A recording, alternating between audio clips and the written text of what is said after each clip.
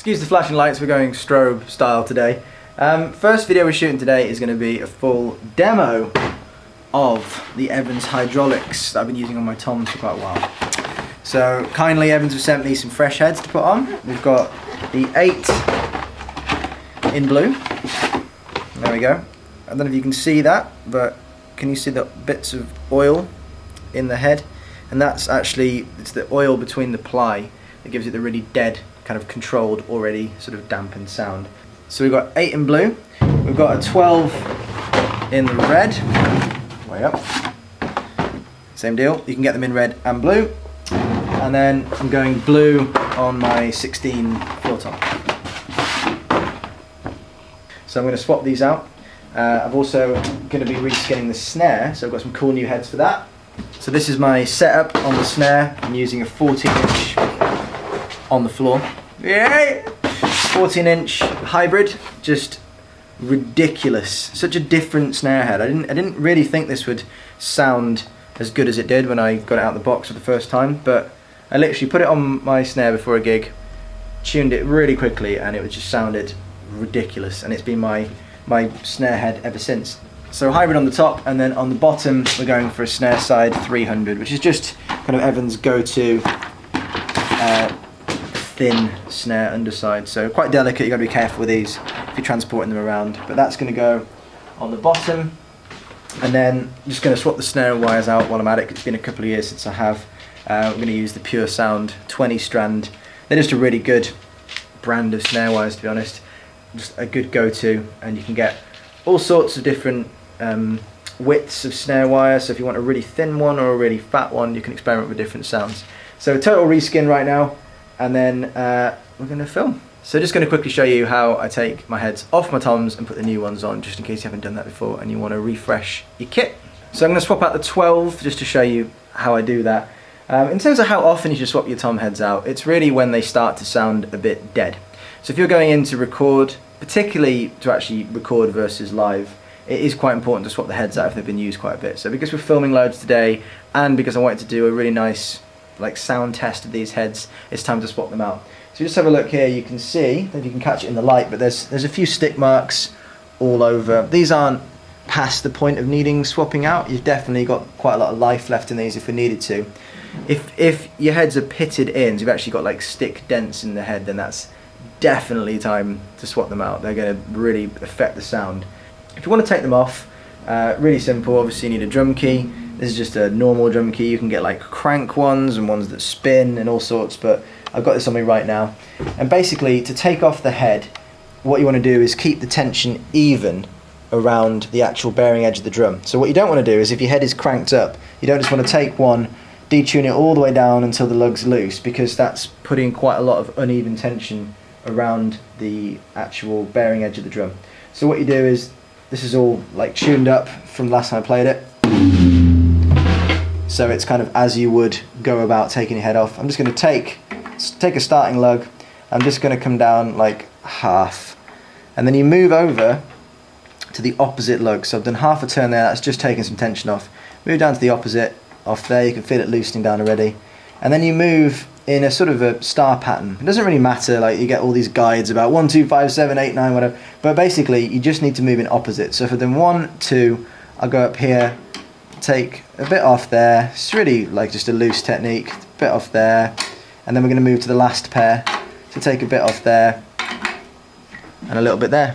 So that's getting dead now, and then I'll just kind of, now that it's loose, you don't have to worry about it too much, I'll just kind of spin it out, spin those off a bit.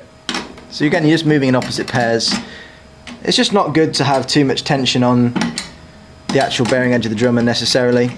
So I've taken all the tension out of the head. You could take your drum off before you do that, but I'll take it off now just so you can see how I'm actually going to loosen the lugs off and put the new head on. So I'll take it over here. So you just want to put your drum down on a flat surface, just easy to work with. If you've got to keep it on the kit, say you're tuning it at a gig and you haven't got much space, that's fine, but I'm just going to chuck this on here. And what we're going to do is just, because the lugs are loose, just with your fingers, just twist. You can go in pairs and just undo them all the way around and keep going until they're loose like that. Keep them in the actual rim of the drum so you don't lose them. No need to take them all out and lose the little washers and all that. So I'm just going to go around now and loosen all these up. You can also use a drum key and just like spin it with your finger.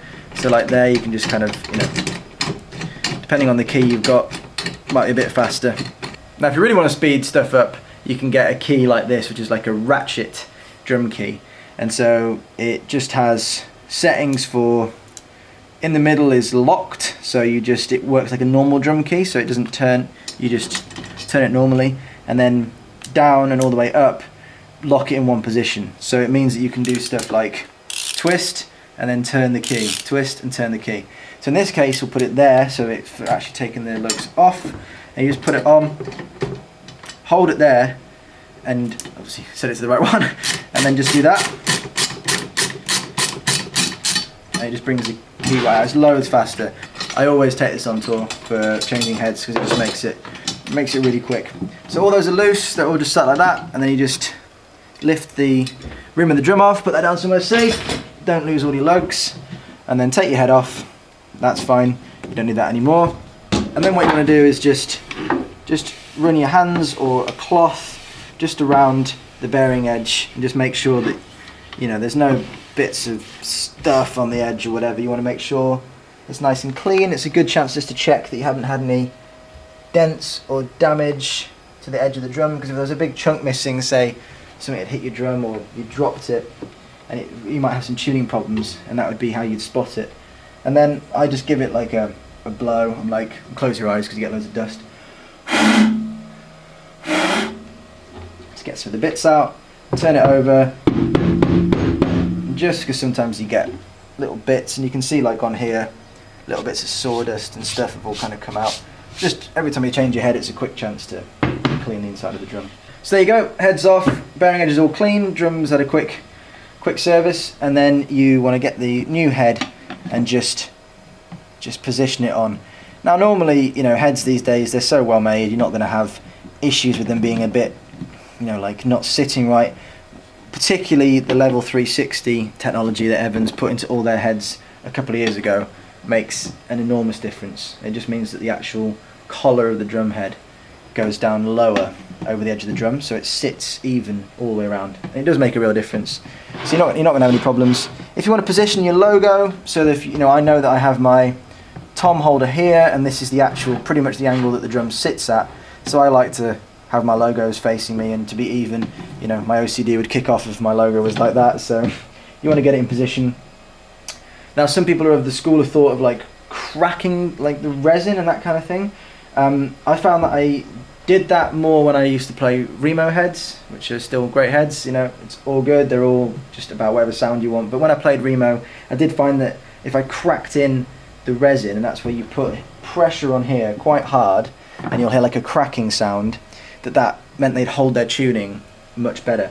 I haven't done that with the Evans stuff for a long time, particularly not with these hydraulics. I literally just put them on. So if you're using these heads or something like the EC2s or something like that, you don't need to do that. I haven't needed to do it. So position your head on, make sure it's all good, and then grab the hoop of your drum and just line it up with the lugs.